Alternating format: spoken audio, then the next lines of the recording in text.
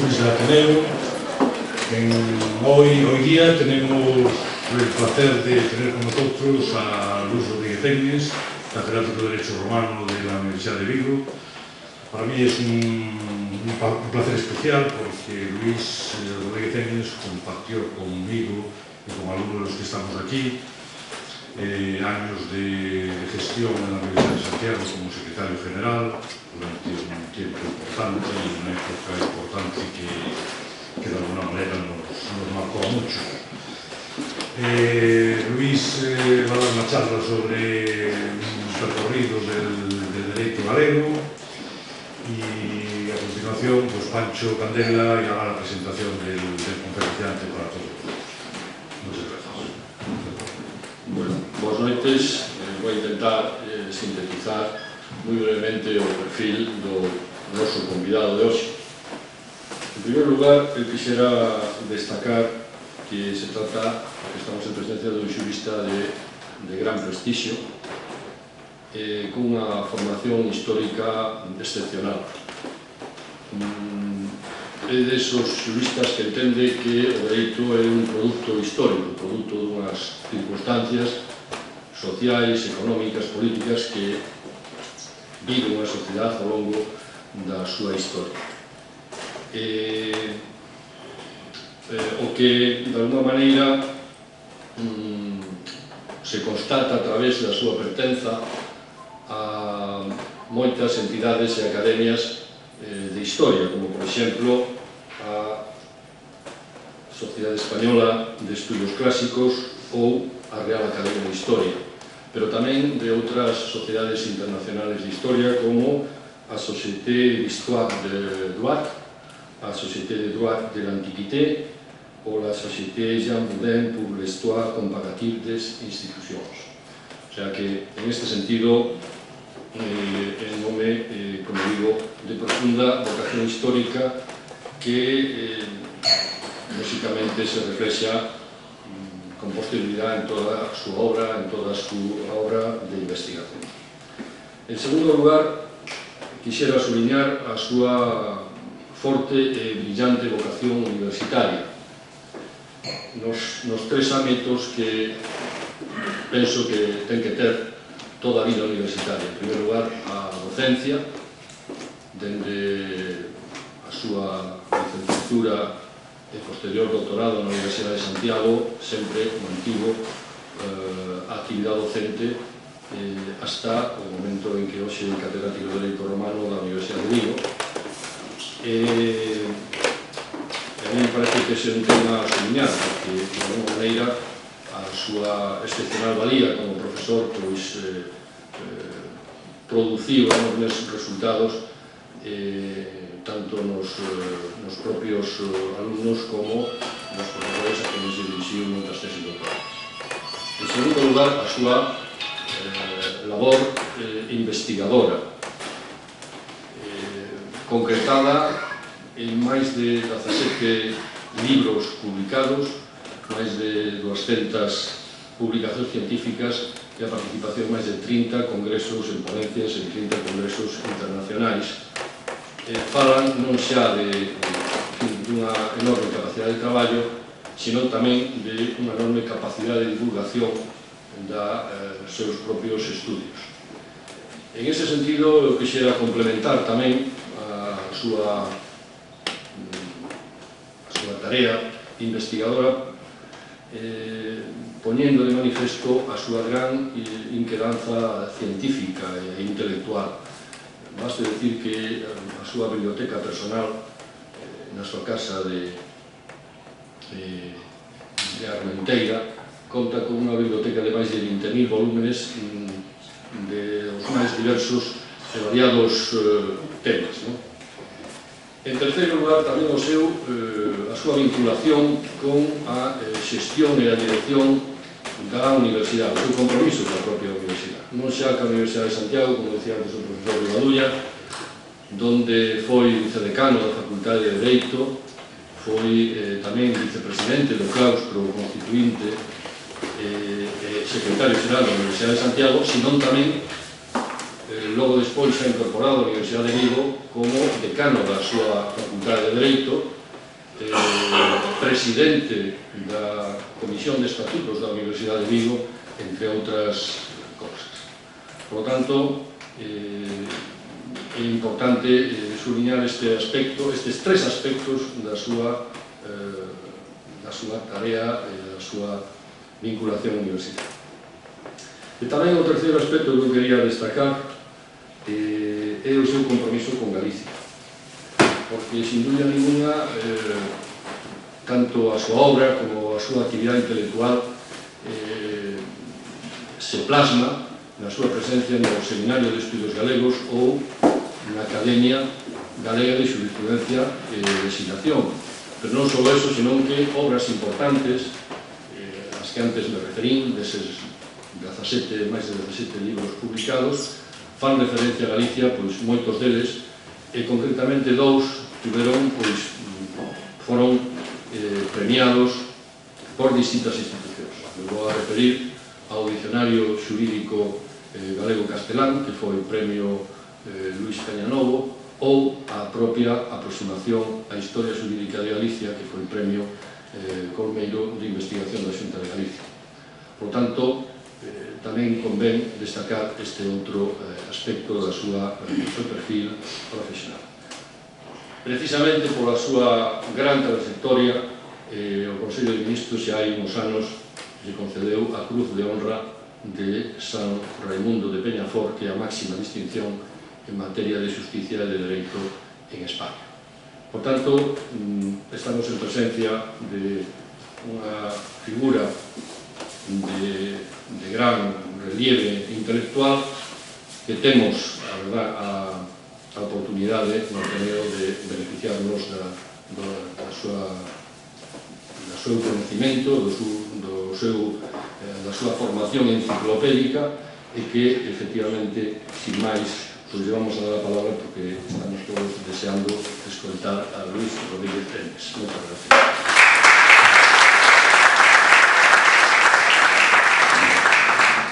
Muchas gracias al amigo Pancho Candela por su sentida presentación. Mis primeras palabras, aparte de la gratitud que le debo mostrar a él y al Ateneo por haberme permitido estar aquí y ahora, son para mostrar mi satisfacción también por el hecho de volver a Santiago. Aquí, en esta ciudad, cuyo clima, como está demostrado, nada adormecedor, fomenta la reflexión y el estudio, fue donde senté las bases de toda mi carrera, mi larga carrera académica. El tema que voy a desarrollar lleva por título un recorrido alrededor de la historia y del derecho de Galicia. El título ha sido escogido a propósito porque yo considero que el derecho es el producto espontáneo de la vida de un pueblo y que obedece a una serie de factores de todo tipo, factores religiosos, factores económicos, factores políticos e incluso, en el ámbito que nos estamos moviendo del derecho propio de Galicia, también a factores lingüísticos y culturales.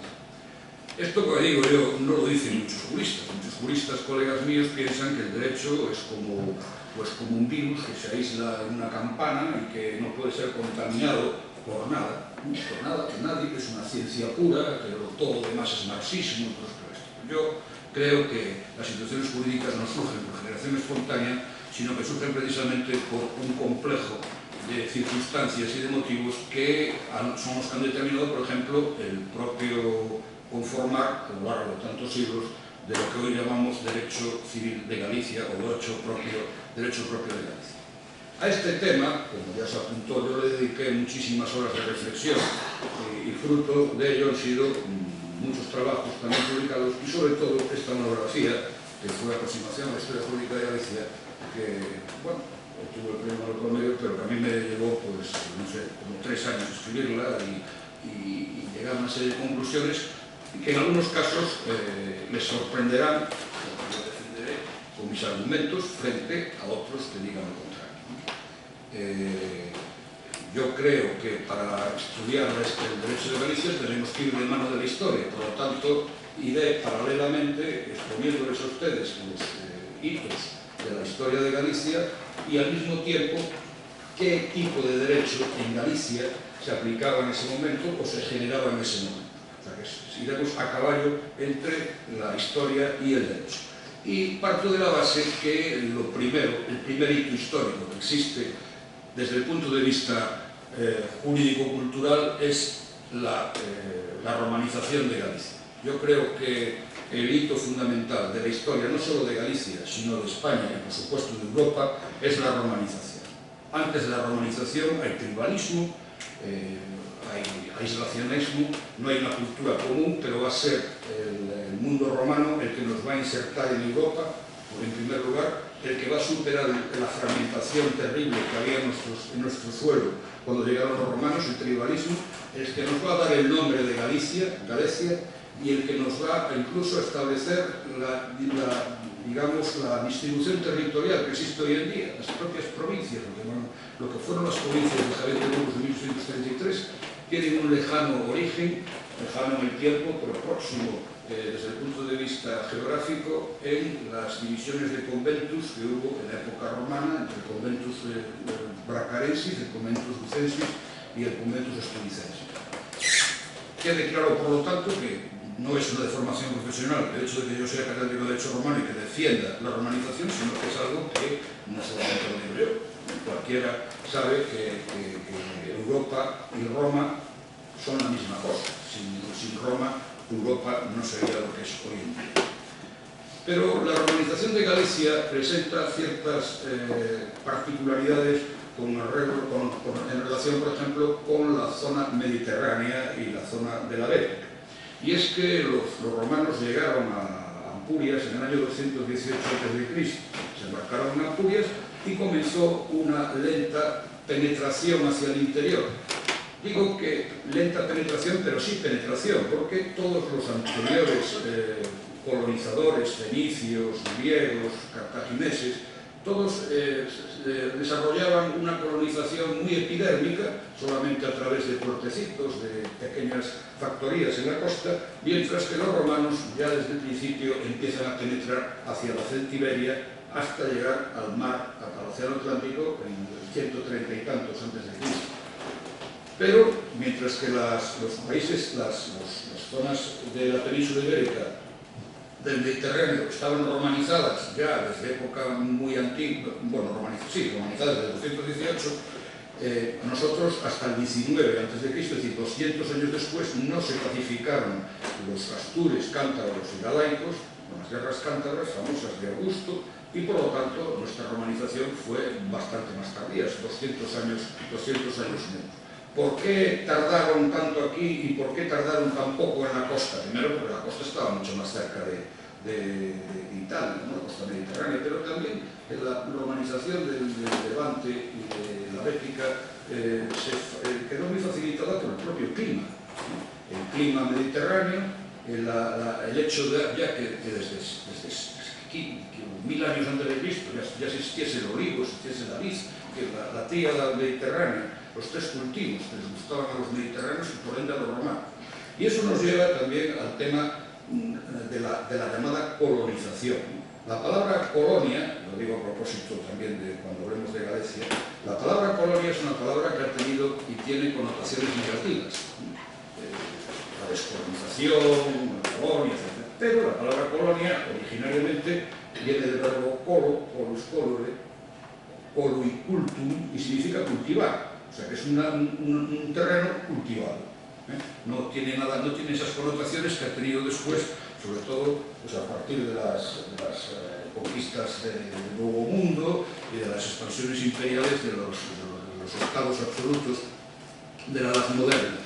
Y la colonización romana era una colonización en ese sentido precisamente. Es decir, que los militares romanos, cuando se licenciaban, se quedaban en unas parcelas de tierra que les cedía el Senado y allí se casaban, porque durante el tiempo del rodamiento del ejército no podían contraer matrimonio, se casaban, formaban sus familias y se iban integrando en la sociedad circundante, y eso es lo que explica la rápida romanización de toda la península ibérica. Si la romanización se hubiese conseguido por la vía de las armas, por la fuerza, no hubiese durado tantos siglos. Y es imposible pensar cómo, por ejemplo, la mitad de la península ibérica estaba sojuzgada, entre comillas, por una legión que estaba en León, es decir, por 15.000 hombres contando las tropas auxiliares. Eso es imposible. Se integraron a través de una civilización que era superior a la que había y era una civilización urbana. La civilización romana es una civilización urbana frente a lo que veremos después, la civilización suevo-germánica, que es una civilización totalmente rural. Que las ciudades, el germen de las ciudades son ciudades romanas, son colonias y municipios. Fundamentalmente en Galicia, municipios, más que colonias. Aunque la diferencia es muy pequeña, la diferencia existe. Fundamentalmente la colonia es un asentamiento de veteranos, mientras que el municipio es una ciudad romana que se crea sobre la base de una previa ciudad indígena.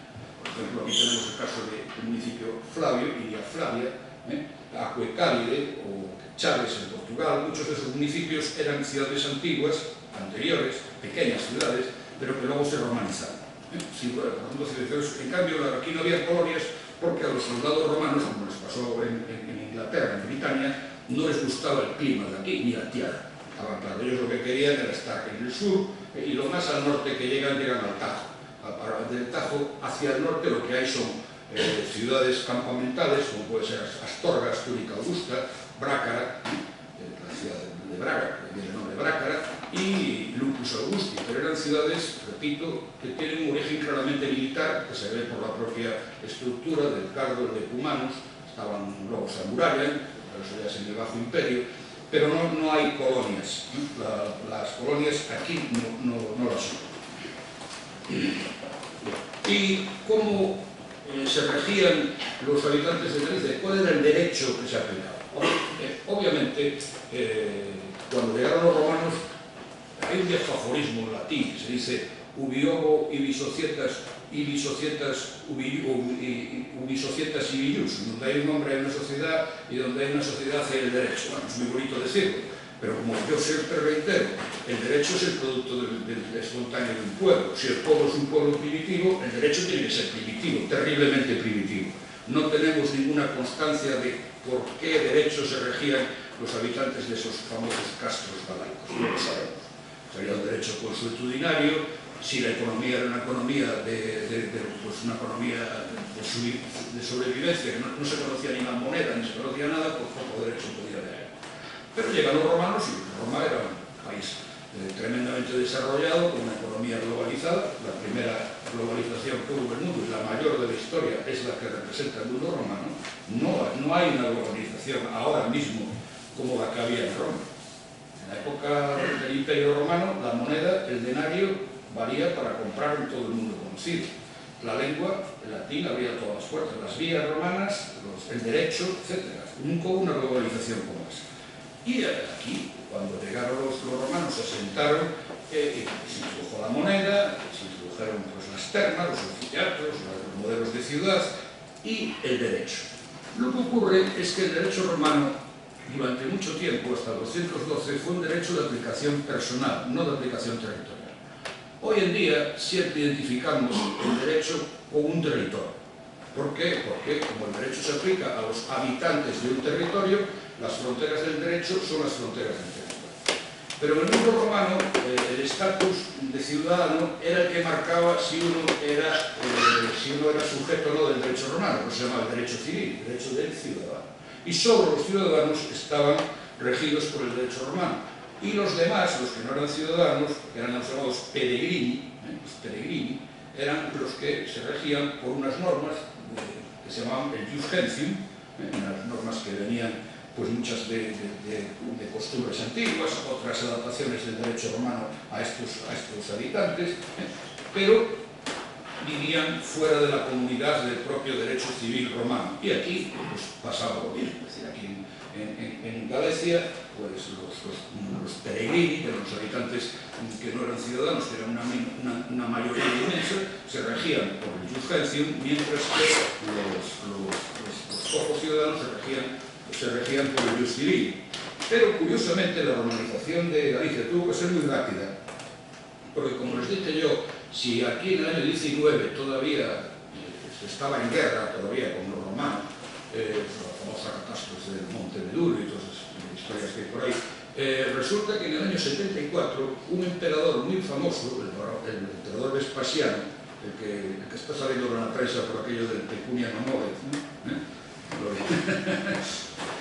bueno, pues el famoso emperador Vespasiano fue el que le concedió el jus lati, que es una ciudadanía de segundo grado, tiene todos los atributos de ciudadano menos el jus suffragi, el derecho a elegir a los magistrados en Roma. Pues este Vespasiano, entre el 73 y el 74, a todos los habitantes de Hispania, incluidos los de Galicia, les concede el jus lati, con lo cual todos ya se van a regir, todos sin excepción, se van a regir por el derecho romano. Y además, para facilitar el acceso a la ciudadanía de los propios habitantes de España, les concede el privilegio de que si uno cualquiera de una familia es nombrado magistrado en una ciudad, en un municipio, y había muchos magistrados municipales, pues ya transmite la ciudadanía a todos sus descendientes. Por lo cual, cuando en el año 212 un famoso emperador, se llama Caracalla, le concede la ciudadanía a todos los habitantes libres del imperio, resulta que en Hispania ya eran todos ciudadanos, no tuvieron que esperar hasta el año 212. Otro de los factores de romanización también interesante es el caso de los conventus de los que les hablaba. En Galicia pertenecía a la Hispania citerior. Cuando los romanos penetran en la península, dividen la península en dos partes, la citerior y la ulterior. El significado no es cierto, no está así fijado exactamente, pero nos dicen que es la citerio, lo que queda más cerca de Roma, y ulterior lo que queda más atrás. Lo que pasa es que como los límites, el limes de la citerio y del ulterio iba cambiando continuamente a medida que los romanos iban hacia el occidente, pues al final nosotros quedamos encadenados en la Hispania citerior y éramos los que estábamos más lejos, es decir, que nosotros debíamos ser la ulterior y no la citerior, estábamos en la citerior. El caso es que, por los avatares de la organización del territorio en Roma, nosotros, la Galicia, quedó dentro de la Tarraconense Citerior. La capital estaba nada más y nada menos que en Tarraco, es decir, a más de 1000 kilómetros de aquí. Y claro, si resulta que ya los habitantes de todos de la provincia pues eran ciudadanos romanos, entonces cada vez que tenían un litigio tenían que acudir a Tarraco, a donde estaba el gobernador de la provincia, y allí dirimir sus controversias. Y se sienta un precedente que va a tener muchísima importancia después, incluso en el derecho de common law anglosajón, que es el de los que le llaman los ingleses los justice in itinere, utilizando el latín, eran unos magistrados delegados del gobernador, que era el juez, y que iban por la provincia pues, administrando justicia determinadas épocas, cada 2 años, cada 3, cada 5, lo que así estableciera. Y como ellos sentaban su tribunal en un punto geográfico determinado para facilitar que la gente fuese allí a resolver sus problemas, de ahí viene la palabra conventus. La palabra conventus viene del latín convenio, que significa lugar de reunión. Por eso los conventos son lugares de reunión, donde están reunidos los frailes o las monjas. Pero lo que es un contrasentido es que los conventos se diga que están llenos de monjes o de monjas, porque el monje es el monacus, que es el que vive solo, y la monja es la que vive sola. Por lo tanto, no tiene sentido que los conventos se le llamen conventos de monjas. Es una contradicción.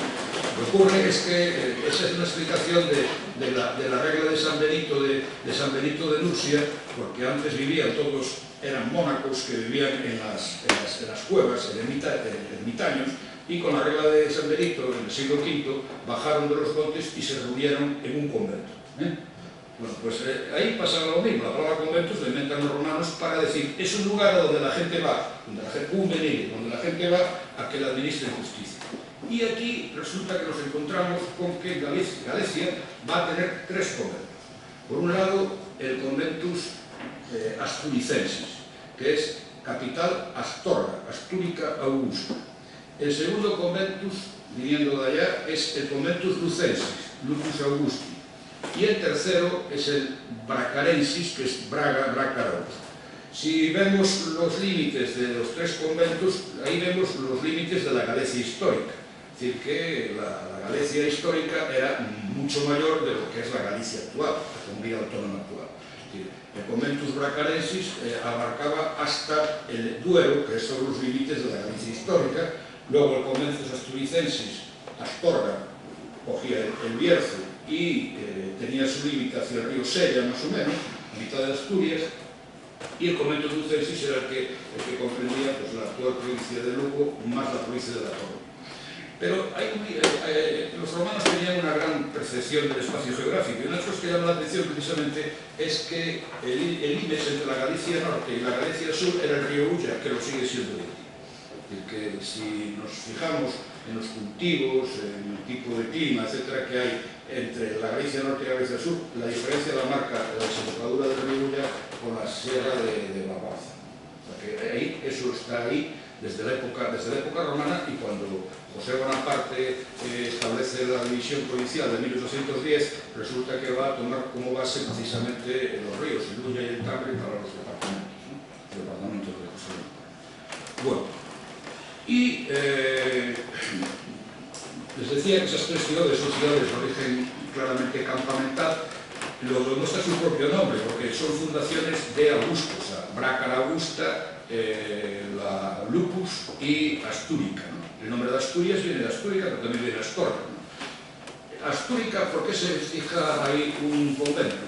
Porque allí estaban las minas también del Bierzo, las famosas minas de las médulas, que eran las más importantes del mundo romano, que quiere decir del mundo conocido en aquella época. Eran tan importantes el 30% de todos los ingresos en la época de Vespasiano, el 30% de todos los ingresos del imperio solo salían de las médulas. Entonces, allí, en Brácara Augusta, en Astúrica Augusta, va a residir durante 2 años el famoso Plinio el naturalista, que muere después, en el año 79, con las fusiones del Vesubio, que quería ver tan cerca la erupción, que el tío se muere ahogado por el azufre del Vesubio. Pero él vivió y escribió la Naturalis Historia, que es una obra monumental, una de las mayores obras de la historia de la humanidad, la escribió en Astorga. Y a mí me hizo mucha gracia leyendo la Naturalis Historia, que hablando de Astúrica, de Astorga, le llama Magnifica Urbs. Y para que un romano le llame Urbs a una población, tiene que ser una población muy importante, porque para ellos la Urbs era Roma, la urbe, pero él le llama Magnifica Urbs, él era un romano. Eso quiere decir que Astorga era la más importante, y de hecho él mismo recoge el censo y tenía muchos más habitantes. La zona esa, claro, estaban ahí toda la región séptima, estaban las cortes, estaban los mineros, estaba todo esto, que las nuestras, que la de Lupus o la de Brácara, ¿no? El nombre de Lupus viene de Lup, que significa bosque sagrado, y el de Brácara viene de la prenda que da lugar al nombre de Braganca en Portugal, que eran unas calzas que llevaban los guerreros, y los romanos se llamaban brácaros, por esas bragas que llevaban. Bueno, pues bragas masculinas, ¿no? Lo veráis. Bien. La situación, por lo tanto, desde el punto de vista jurídico, como vemos aquí, pues es una situación en la que no hay atisbos de instituciones jurídicas todavía propias, está todo romanizado, y va a empezar ya a asomar una nueva situación, va a empezar a asomar con la caída del Imperio Romano de Occidente y con la venida de los llamados bárbaros, ¿no? La palabra bárbaro es una palabra que los romanos llamaban bárbari a los extranjeros, es decir, a los que no eran peregrinos, que vivían fuera de las fronteras del imperio. Pero el origen de la palabra es griego, y es Aristóteles el primero que utiliza la palabra barbaroi en griego para designar a aquellos que no sabían hablar griego y decían que hablaban una jerga como bar, y quedó de bárbaro. Pero así como la iconografía toda de la época romántica nos pinta la caída del Imperio Romano, pues entrando los bárbaros allí, quemándolo todo, violando todo, su tal, destrozándolo todo, pues eso no es así. Es decir, el Imperio Romano lo demostró Gilo ya en el siglo XVIII, cayó por su propio peso, se sometió a un cúmulo tal de tensiones internas fundamentalmente, desde la crisis económica, la crisis de la economía esclavista, por ejemplo. Una de las cosas que llama muchísimo la atención en relación con las citadas médulas a las que me refería antes es por qué se abandona la explotación minera en el año 200. ¿Por qué? Si sigue todavía produciendo lo mismo que producía en la época de Vespasiano. Lo que ocurre es que hay que pagar seguros sociales ahora y hay que pagar pues, buenos salarios, etc. Y no es rentable explotar esas minas. En aquella época con los esclavos pues lo explotaban. pero se abandona abruptamente la explotación porque deja de haber esclavos. Es decir, a partir de Marco Aurelio pues ya no hay guerras de conquista, entonces ya no hay esclavos y hay que contratar a los liberi mercenari, que eran trabajadores arrendatarios de servicio. Y yo he estudiado pues, tablillas de minas, por ejemplo, de Alburnus Mayor, que están en Dacia, en lo que es actual Rumanía, o las de los bronces de Vipasa, que eran en Portugal, en Aljustrel. Eran reglamentos mineros, y ahí se ve la diferencia que había entre las explotaciones mineras antes y después del siglo II, porque antes del siglo II lo que se establecían ahí eran los poderes omnímodos del procurator metalorum, del administrador, y ningún derecho para los pobres que eran magnatis. Pero después, curiosamente, ya cuando ya hay que recurrir a mano de obra libre, pues entonces hay que poner los baños, escuelas, zapateros, tal, entonces claro, eso va encareciendo totalmente la producción y por eso la explotación se deja. Yo lo digo esto a título de ejemplo de que vean ustedes que la decadencia del Imperio Romano no es fruto de una mala cosecha, ni de un mal clima, ni de unos cuantos que vinieron a caballo y lo quemaron todo, sino que se vino gestando desde más de 200 o 200 y pico de años antes. Lo que sí es cierto es que aquí en Galicia los romanos abandonaron nuestro territorio antes que en otras zonas. El imperio cayó, teóricamente, el último emperador fue depuesto en el año 476 y aquí, hacia el 409-410, empezaron a venir los vándalos, los alanos, los suevos y los visigodos. Aquí se quedaron los suevos, a los que me dedicaré un poquito de tiempo, ¿no? Y los visigodos vienen después, pero la diferencia que había entre los suevos que vinieron a Galicia y los visigodos es que los visigodos, que se establecieron ya en Italia pues hacia el año 200 más o menos, pues llevaban ya asociados al Imperio Romano más de 200 años, hablaban todos latín, estaban casados con romanas, y de hecho, por ejemplo, en la famosa batalla de los campos cataláunicos, en la que en 451 fue derrotado Atila, pues murió en primera línea, porque los romanos quedó con todo, pues el rey visigodo Ataulfo, ¿no? Allí murió. Y los encantos de los suevos no sabían latín, los suevos vinieron... El tema de las invasiones es un tema que se pierde en la noche de los tiempos, porque siempre hay invasiones que vienen desde Asia Central y que van empujando unos a otros. Eso pasó con los aqueos que llegaron a Grecia, luego los etruscos que vinieron también de más allá de Grecia, en fin, van echándose unos a otros, y los suevos, los que venían pues, desde el norte de Europa, pues vinieron detrás de los visigodos y aquí se quedaron. Pero curiosamente dejaron muchas cosas los suevos, ¿no? Incluso la toponimia, por ejemplo, ¿no? La cantidad de topónimos que hay germanos, todos son de la sueca, después terminados en Melliz, Allariz, Vitiriz, etc. Pero algo que tiene mucho que ver con el derecho propio de Galicia y es el tema de la casa. Después de hablar yo de la casa, como eje central del derecho propio de Galicia, la casa, lo que es el lugar acasarado, la casa, las propiedades en torno a la casa, la familia, etc. Y eso viene mucho de la mano de los suevos, ¿no? Porque la civilización romana, como yo les dije, era una civilización totalmente urbana. A los romanos les gustaba la ciudad y una de las cosas que le llamaba la atención a los germanos cuando llegaban a Roma era que la gente no vivía en Roma en esas casas tan bonitas que están en las películas, vivían en ínsulas, casas que a veces tenían 10 o 12 pisos, ¿no?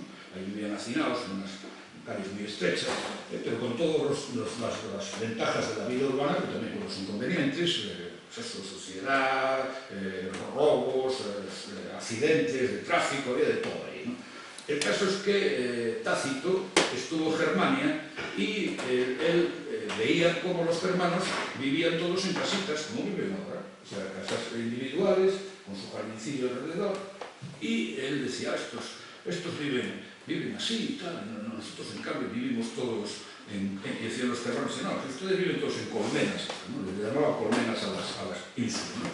Y ese tipo de hábitat disperso, con tantos núcleos de población, todo el territorio de Galicia, eso tiene mucho que ver con la civilización sueva, que era una civilización típicamente agraria, es decir, los suevos eran agrarios, agricultores, les gustaba el cereal, les gustaba y no digamos ya después los visigodos, por ejemplo, toda la zona de la tierra de Campos, Campi Botón, ahí viene la tierra de Campos, eran los campos de los godos, ¿no?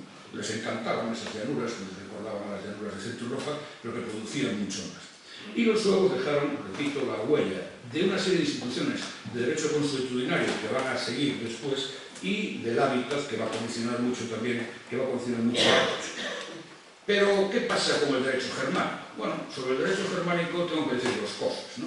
Y es que el mito del germanismo se gestó fundamentalmente en el siglo XIX por razones nacionalistas germánicas. Es decir, no nos olvidemos que Alemania en el año 1800 tenía como 300 y pico de estados independientes. Napoleón fue el que con la Confederación del Rin y luego el crecimiento de Rusia fue reduciendo los estados, pero se trataba de buscar pues, un nexo común entre todos estos pequeñitos estados y se busca el pangermanismo. Y entonces se glorifica todo lo germano y se denigra todo lo romano o todo lo latino. Y eso ha pervivido en Alemania hasta nuestros días. Yo he realizado algún estudio sobre el antirromanismo de Hegel, por ejemplo, que llama muchísimo la atención ver eso, es decir, cómo ellos despreciaban a todo lo romano, y en cambio para ellos todas las sagas germánicas, y ahí está toda la música wagneriana, ahí está todo, pues, la poesía, Heine, Fichte, etc., la filosofía, todo buscando exaltar, y también vienen los grandes exaltadores del derecho germánico. El derecho germánico no existía como tal derecho, era una serie de normas consuetudinarias, pero es que ellos allí, en aquellos bosques, hombre, basta con ver la película del Gladiador, se acordarán ustedes que es bastante mala, pero la primera parte de la batallita aquella está muy bien hecha, y ven ustedes quiénes eran los romanos y quiénes eran aquellos desarrapados que estaban al frente. Entonces, el problema es ese, que se ha mitificado de una manera extraordinaria el germanismo, y eso ha ido en detrimento también del romanismo. Y el derecho germánico no es nada, o sea, no era nada, era una serie de costumbres más o menos bárbaras. De ahí surgieron pues, en la Edad Media las ordalías, la venganza de la sangre, cosas así horrorosas que no tienen nada que ver con un derecho serio, ¿no? Y aquí se establece la monarquía sueva. La monarquía sueva va a estar 150, creo que más, 175 años. Es verdaderamente el único momento en el que Galicia tiene una personalidad propia, con reyes propios. Lo que ocurre es que la monarquía sueva era mucho más grande que Galicia, es que los suevos llegaron hasta tomar Mérida y hasta que los visigodos los derrotaron en Cartagena. Es decir, no tenían tampoco, digamos, esa sensación de ser exclusivamente de Galicia. Ellos querían expandirse, pues como todos los pueblos conquistadores, ¿no? Y estos suevos, ¿cómo se organizaron administrativamente? Pues siguiendo las pautas del imperio. Es decir, que la civilización más elevada siempre termina absorbiendo la civilización menos elevada. Y aquí pasó lo que pasó. Si los suevos llegaron aquí, aprendieron pronto latín y después se casaron con gálico-romanas, y se ve en muchas de las inscripciones de la época los nombres, que son nombres suevos, pero ya con cognomes, con lo que equivale a los apellidos ya, pues mezclas de romanos con germanos, etc. Y hay algunos cronistas de la época, por ejemplo Idacio, critica mucho a los suevos como invasores, pero eran pocos, no eran muchos, tampoco se portaron, no parece que se hayan hecho grandes efusiones de sangre. La tierra sí se repartió, siguiendo las pautas de los pactos de hospitalidad de los visigodos, que era 1/3 para los hispanos romanos y 2/3 para el conquistador. Pero bueno, en toda Hispania vivieron 250.000 bárbaros en total, que para una población de 5 o 6 millones de habitantes no era tan malo. Y me quedan 15 minutos así, ¿no?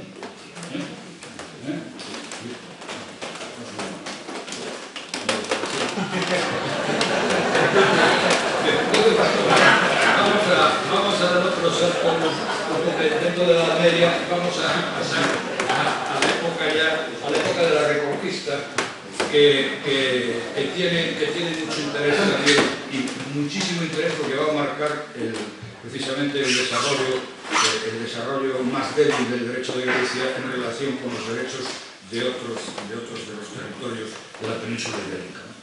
Y eso tiene que ver mucho con la política de repoblación. Es decir, cuando se va reconquistando el territorio de los musulmanes, se va repoblando, las zonas que dejan los musulmanes se va repoblando de norte a sur. Y Galicia, desde el principio, quedó al margen de la reconquista, en el sentido de que aquí los árabes estuvieron muy poco tiempo, 15 o 20 años como mucho, se dice, y ya empezamos a repoblar, por ejemplo, pues todo hacia el Duero, hay muchísimos topónimos de gallegos, galleguillos, etc., y hacia el sur hacia Portugal, porque el portugués es un hijo del gallego, no como algunos portugueses piensan que vino así por inspiración divina, sino que fueron los gallegos que fueron repoblando Portugal y fueron estableciéndose en todas las ciudades, y que muchas llevan el nombre de Póvoa o Pueblas, Póvoa de Marcín, Póvoa de Liñosa. Y ahí está la clave de por qué el derecho de Galicia no se desarrolló tan bien como se desarrollaron, por ejemplo, en los foros municipales de Castilla, por ejemplo. Y es que cuando se repoblaba una zona de frontera que estaba expuesta a las racias de los musulmanes, la única manera de incentivar esa repoblación por parte de los monarcas era concediéndoles cartas pueblas o fueros municipales. La palabra fuero viene del latín forum, que significa lugar de donde se administra justicia, ahí se dice el foro, etc., pero también significa privilegio. Por lo tanto, el derecho foral es un derecho, en cierto modo, singular, un derecho privilegiado. La palabra privilegio viene de lex privata, es decir, es algo particular para alguien o para algunas personas o para una comunidad determinada. ¿Y qué ocurrió? Que todas esas ciudades de Castilla que se iban repoblando en la frontera del Duero, pues contaban con una carta foral, con una carta de población, un fuero, donde se establecían minuciosamente derechos, obligaciones, mercados. Y esto aquí no pasó, aquí no hubo fueros municipales modélicos como el fuero de Sahagún o el fuero de Sepúlveda. ¿Por qué? Pues porque aquí no había campesinos libres. En Castilla los campesinos eran libres, se iban a repoblar esos territorios, pero no dependían de ningún señor feudal, dependían directamente del rey. Y por lo tanto tenían ese derecho privilegiado. Pero aquí no, aquí como dependían de todo menos del rey, dependían de no sé dónde, del arzobispo aquí no digamos, del conde de Maceda, del duque de no sé dónde, entonces todos eran prácticamente siervos de la gleba. Y los fueros, como los fueros de Santiago, etc., pues eran, digamos, los bancos donde se establecían algunas normas relacionadas con los mercados, algunos impuestos y tal, pero no eran unos cuerpos normativos amplios como lo eran los fueros municipales de Castilla, ¿no? De Castilla la Vieja y de Castilla la Nueva, porque a medida que iban hacia abajo, incluso Andalucía, se iban concediendo bajo el modelo del fuero real, ¿no? El fuero real fue, de la época de Alfonso X, fue un modelo para muchos otros de las villas forales de La Mancha, por ejemplo, ¿no? Y aquí, repito, pues no se desarrolló un derecho municipal como se desarrolló en las otras zonas. Y la figura de Alfonso X el Sabio, pues también es curioso, vamos a enfocarla un poquito en relación con un tema que es el tema de la utilización del gallego en los textos normativos, las escrituras, por ejemplo, y bueno, testamentos, escrituras, la administración de justicia. El gallego estaba desarrolladísimo en esa época, pero curiosamente con Alfonso X el Sabio, que mandó escribir las cantigas, sin embargo es cuando empieza ya a utilizarse el gallego, deja de utilizarse el gallego, sustituido por la lengua romanceada, el castellano, es sustituido en la cancillería del rey. A partir de ahí viene la decadencia del gallego, porque ya poco a poco va desapareciendo los instrumentos notariales y a partir del siglo XIV ya no aparece. Bueno, ¿y cuál es, por lo tanto, la institución modélica del derecho foral de Galicia? La institución modélica del derecho foral de Galicia es la institución que gira en torno al patrimonio familiar, entre otro a lo llamado la casa del patrimonio familiar. La defensa del patrimonio familiar es el leitmotiv de todos los proyectos que se hicieron a lo largo de la historia del derecho civil de Galicia. Todos, ¿no? Tratar de evitar, por ejemplo, pues las consecuencias que traía la legítima, el sistema hereditario de las leyes de toros, que fomentaba muchísimo el minifundismo, la división entre los múltiples herederos del patrimonio hereditario, y se trataba de corregir a través de un derecho consuetudinario esta división mediante la agrupación de las familias en torno a la casa. La institución es una institución, repito, que se da aquí más que en otras partes, pero ahí discrepo yo de algunos ilustres, que no eran juristas, pero personajes de la historia de Galicia, como podía ser, por ejemplo, pues Murguía, por ejemplo, o Berea de Aguiar, muchos de estos que dicen que la casa familiar, la institución de la casa familiar es una institución de la raza céltica gallega, no sé qué me cuento, que viene de la céltica mariana. Yo tengo que recoger los testimonios con notas, no los voy a leer porque no me da tiempo. Pero lo que yo trato de demostrar aquí es que aquí es donde se da con más profundidad esta institución, pero que su origen es un origen claramente indoeuropeo. Los celtas también eran indoeuropeos, consta, ¿no? Pero que es un origen que viene de la noche de los tiempos, y que esto se da en la Roma antigua, la muy antigua, la Societas Ertonocito, se da en el mundo germánico, la llamada mancomunidad o comunidad germánica, etc. Una cosa es exaltarla y otra cosa es inventar sus orígenes, porque sus orígenes, repito, son comunes a sociedades de este tipo, que son sociedades sin cuotas, que existen a lo largo de toda, no solo de Europa, sino incluso de Asia. Y 6 minutos.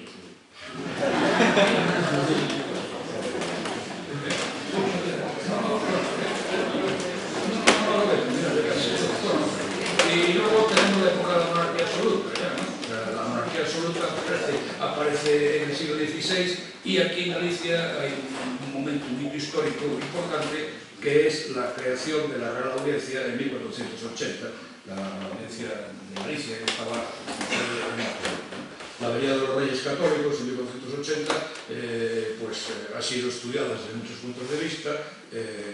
Hay muchas inexactitudes en la transcripción de lo que dice Jerónimo de Zurita, o la doma de castración, etcétera, etcétera. Lo que sí parece es que aquí había un follón terrible y que pidieron que vinieran a poner orden. Eso lo dicen muchísima gente también, y muchos historiadores. Y la Real Audiencia fue el instrumento del poder real para tratar de domar, pero domar a los levantiscos, no al pueblo, sino a los Pedros Madrugas y compañía que andaban por ahí como señores de orbe y cuchillo, ¿no? ¿Por qué se escoge La Coruña, o A Coruña? En aquel momento no sé si se decía Coruña o La Coruña, ¿no? Se escoge porque era una ciudad de realengo, y en Galicia solo había dos capitales de provincia que eran de realengo, que eran Betanzos y Coruña. El resto eran todas de señorío, y por eso escoge él, porque a Felipe II le dice alguien, tengo yo recogida la nota, cuando venía aquí a Coruña a marcar para casarse con María Tudor, pues le dicen: mire usted, señor, que desde Valladolid hasta Coruña no tiene usted muchas ciudades que sean de realengo. En Galicia ninguna, prácticamente, ninguna. Hay aquí en el censo del siglo XVIII, pues de 1500 y pico de villas, por ejemplo, había en Galicia 1400, eran, bueno, de villas en toda España, de señoríos feudales, 1400 de población, elementos de población estaban aquí. Entonces, aquí prácticamente la presencia del poder real era mínima y siguió siendo mínima.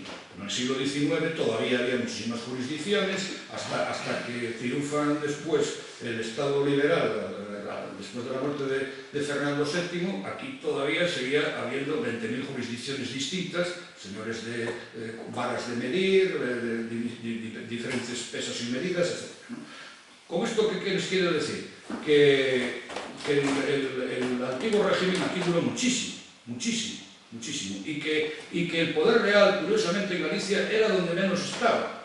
En Galicia había muchos más abades, monasterios, diócesis, etcétera, que en el resto de España proporcionalmente. Porque aquí esa doble castración no existió desde mi punto de vista. ¿Y qué pasa con la Real Audiencia? Pues la Real Audiencia, que también pasó en algunos textos con connotaciones negativas, ¿sabes cómo le llamaban los paisanos a la Real Audiencia? Y eso lo dice de una Constitución Federal, no lo digo yo. Le llamaban a Fontelimpa. ¿Por qué le llamaban a Fontelimpa a la Real Audiencia? Porque los oidores de la Real Audiencia no dependían de ningún señor feudal que nos estuviese diciendo lo que tenían que hacer. y no cobraban por asunto, como cobraban todos los jueces y letrados y venales de todos los pueblos de por aquí y de aquí dentro, que los nombraba el obispo, nos nombraba el abad, y ellos cobraban por asunto y por lo tanto fomentaban la litigiosidad.